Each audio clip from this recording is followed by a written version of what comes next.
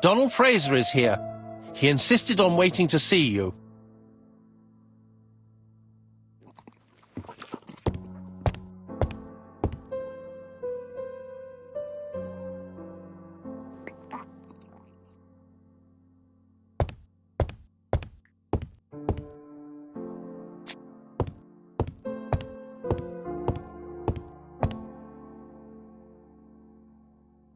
This man is tired.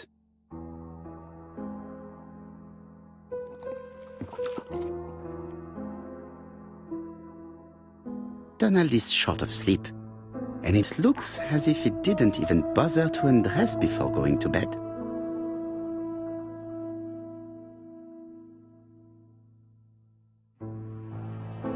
Mr. Poirot, I don't know why I'm here.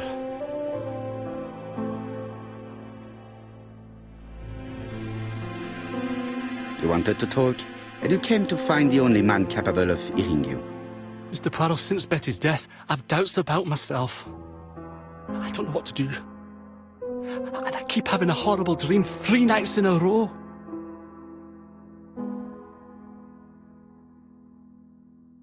Have a drink, and tell me about this dream.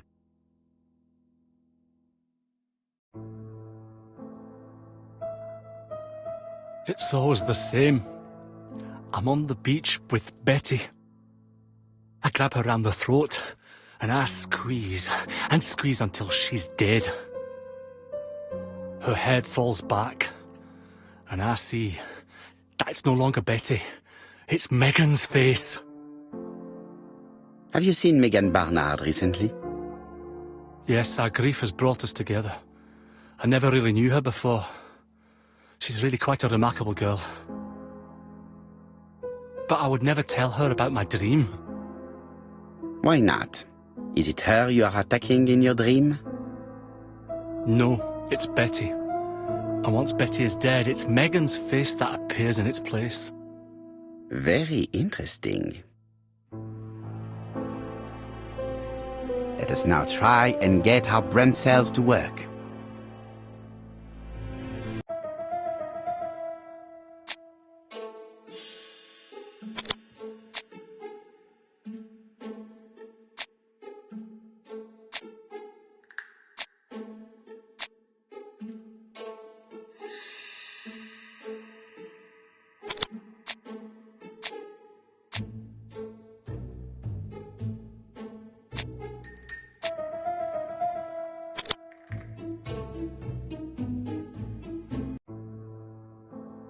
Mr. Fraser, I think that the real meaning of this dream is that you are in love with Megan Barnard.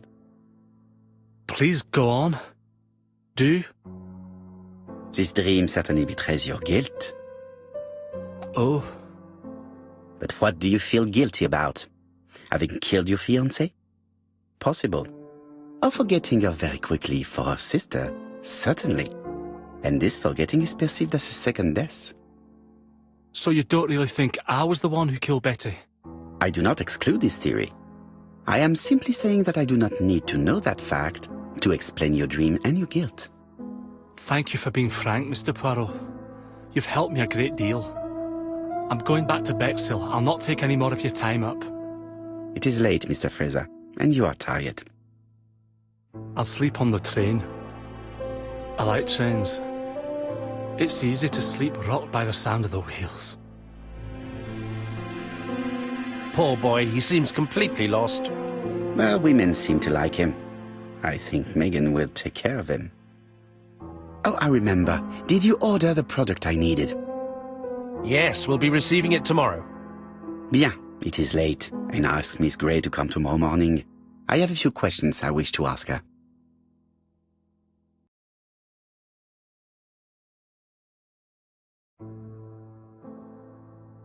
Mademoiselle, I asked you here in order to answer a very important question.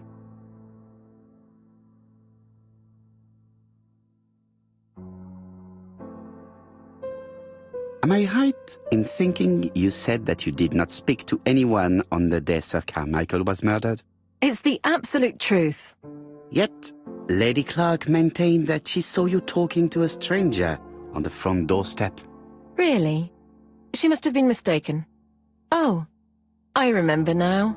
I'd forgotten all about it, but it wasn't important. It was just a salesman. One of those traders who sell stockings from door to door. Can you describe him to me? Medium size, glasses, dark suit, and a felt hat. Not the sort of man you notice. Completely harmless. That's why I forgot all about him. Nothing else? He was very hesitant and shy. Usually door-to-door salesmen are very confident, but he wasn't.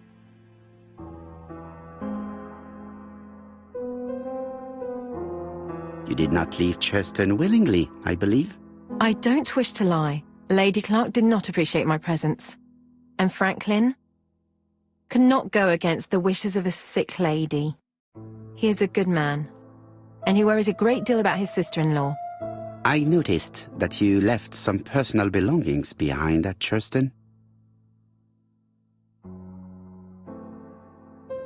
It was too risky for you to keep these objects, am I correct? Risky? What was the risk?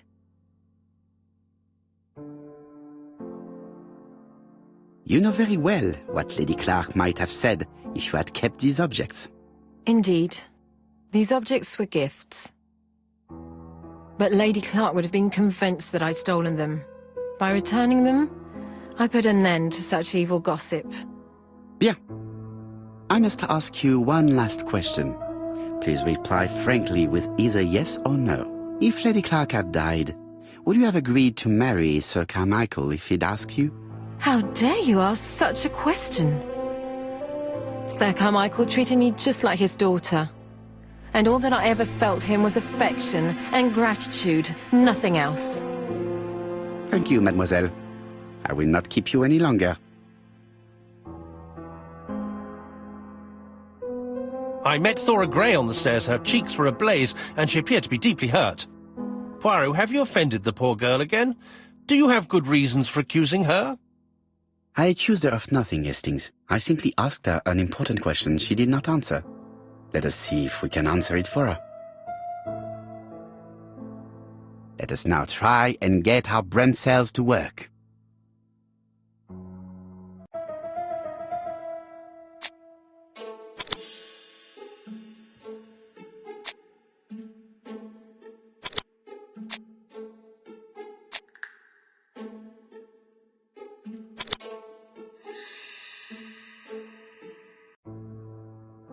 You must know how to read between the lines, Hastings.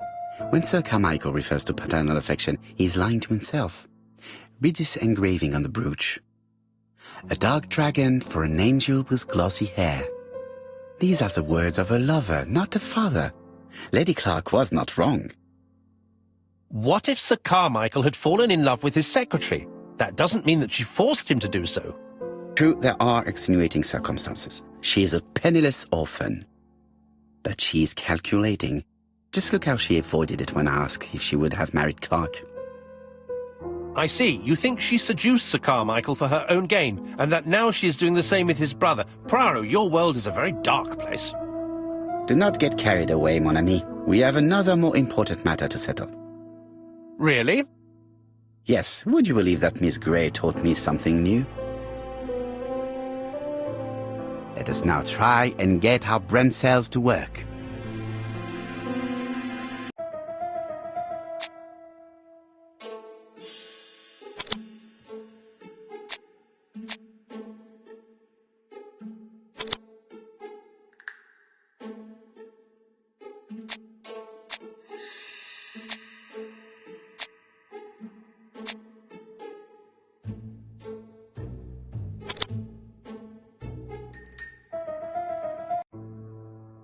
It's perfectly clear, Hastings, perfectly clear. Indeed, a stocking seller visited Andover, Bexhill and Churston on the day of each murder. We have our suspect. This should be of interest to Job.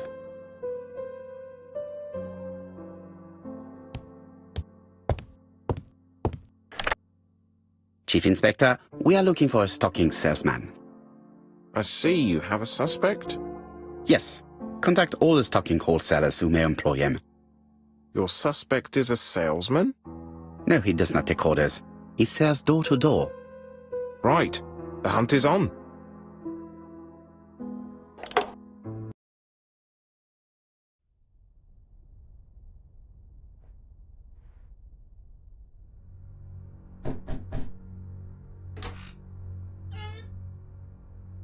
Are you leaving, Mr. Cust? Yes, I'm going to Cheltenham. You shouldn't travel today. You don't look very well. I have to. I have engagements. I must respect them.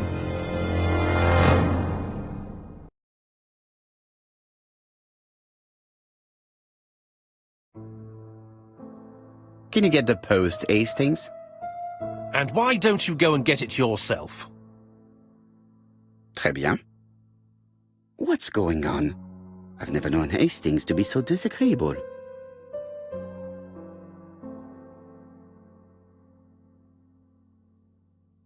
Royal Mathematical and Statistical Society's Bulletin, September the 9th, 1935. The alphabet murder, a methodical madman. It's highly probable that the alphabet murderer will kill again. Could we possibly estimate the number of victims in his next crime? Yes, and it is easy. As soon as we know the ratio of towns, cities and villages whose names begin with a D and the ratio of English people whose names are spelled the same. On the one hand, the ratio of towns, cities and villages in England with a name starting with D, and on the other hand, the ratio of English people with a name also starting with D. After this initial calculation, it is easy to deduce the likelihood of actually being murdered if you belong to the target population. Go to the last page to find our results and details on the calculations. Daily Blag, August 31, 1935. Moustache at half-mast. Poirot's repeated failure in ABC case. Sometimes small things trouble great men. Hastings, faithful corroborator of the Belgian detective, knows something about it. 3 mornings in a row, he confided to us, the cook broke the egg yolks when preparing Poirot's breakfast. This apparently casual event has greatly disturbed my friend, to the point it breaks his concentration and slows his judgment. I also noticed his moustache, of which he is so proud, being duller than usual. Poirot, I assure you I haven't said any such thing to the journalists. They twist everything.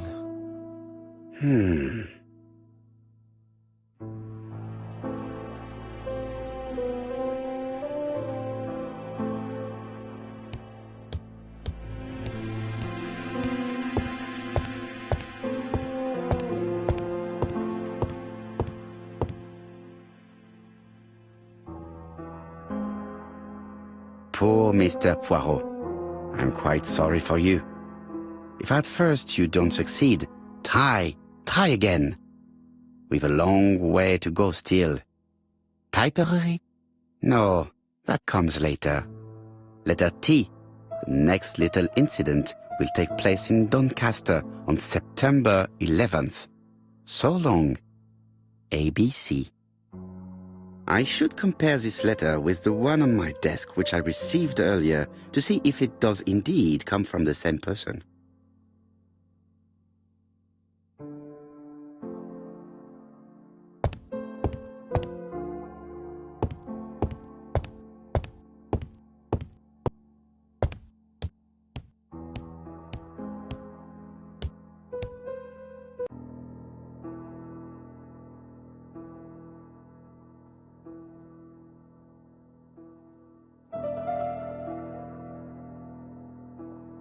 Let us examine this more.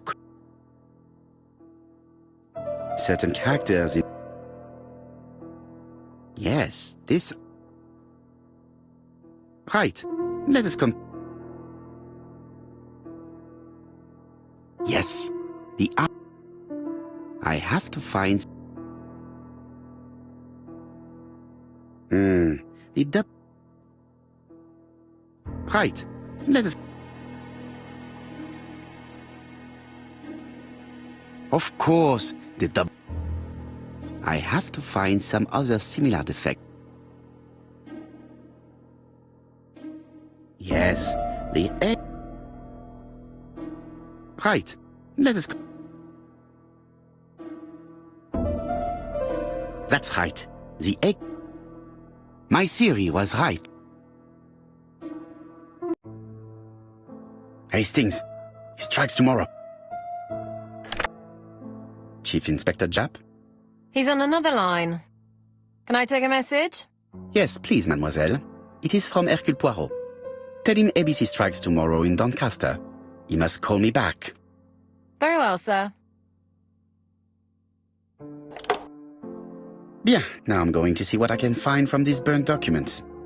I've received the product I need. Hastings, if you do not mind, I would like you to take a few notes. Yes, yes.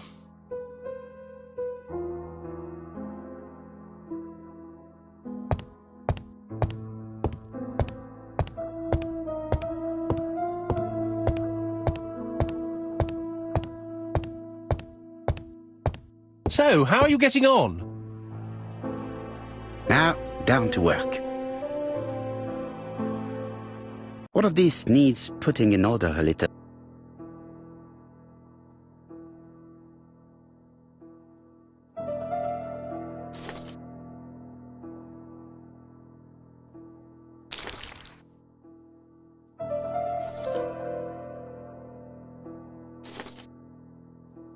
This page is finished. That's done. 3 more to go.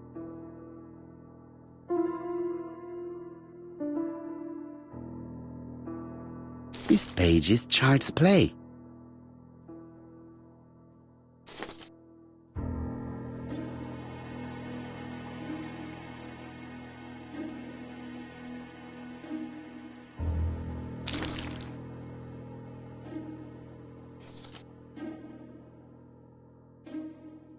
This page is finished. And that's 2 done. It's easier than I thought.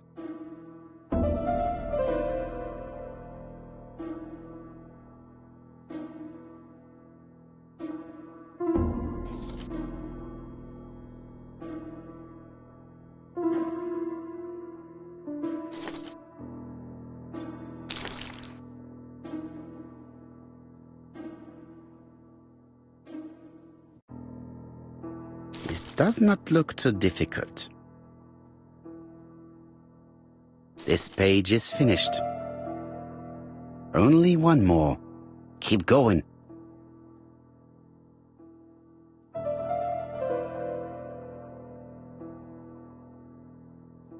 This page will be reconstructed in a flash.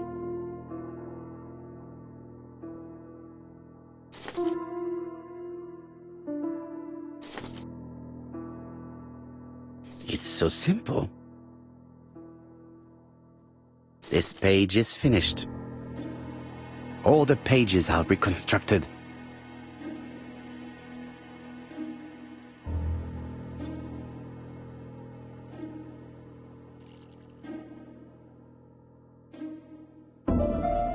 The cloth is now soaked with solvent.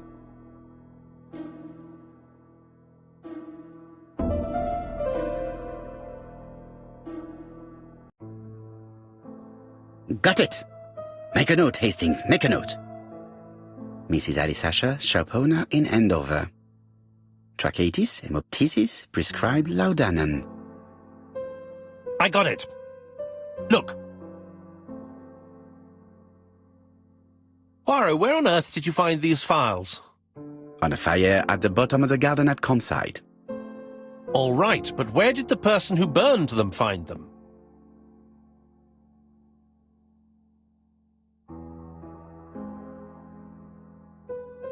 Alice Asher, shopkeeper in Andover.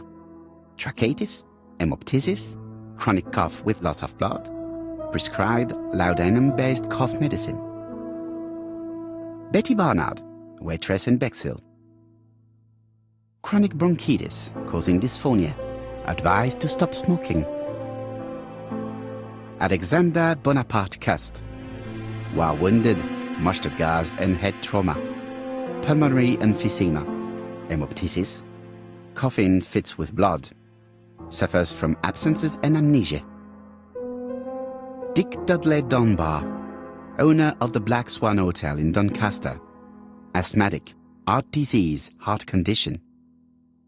Let us now try and get our brain cells to work.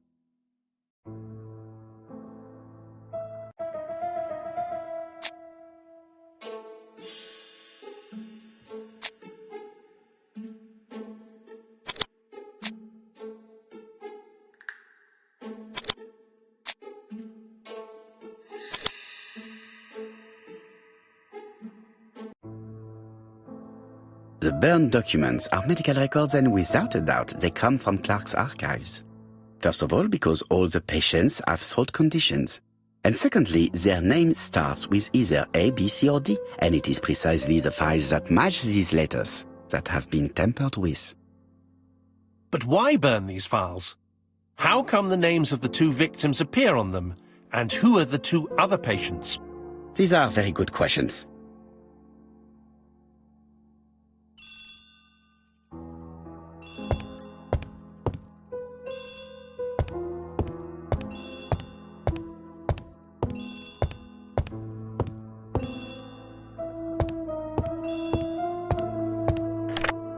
Hello, Poirot? Any news, Chief Inspector? You wanted a stocking seller? We have one. Reported by his landlady, who thought he was behaving suspiciously. He has the most unbelievable name. Alexander Bonaparte Cust. Yes, Alexander Bonaparte Cust? How did you guess? Poirot, you have magical powers. It's a serious lead. I called Doncaster. A person matching Cust's description has been seen at the station. He got off the train from London, but after that, nobody knows where he went.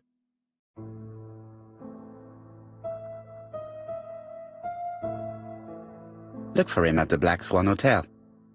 What? How do you know he's there? Trust me, Chief Inspector. You appear to be very sure of yourself. Very well. I'll call the Black Swan straight away. The owner is going to get a shock when he learns that there's a murderer under his roof. Chief Inspector, I would rather call myself. As you wish. Please go ahead. Hello, the Black Swan. Hercule Poirot here. May I speak to the owner? Speaking. Dick Dudley Dunbar. How can I help you? Is there Mr. Cust among your guests? He arrived today. Shall I call him for you? No, it is you I wish to speak with. But who is this Cust? A crook. A crook? He seems such a decent chap. Do you think that Cust might be dangerous? Oh, I do hope you're wrong. He seems so harmless, you know. Oh, yes, completely harmless.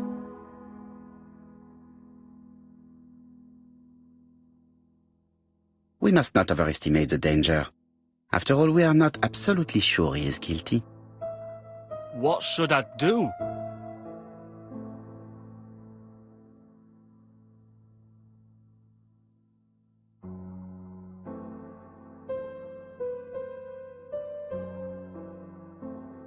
Watch him.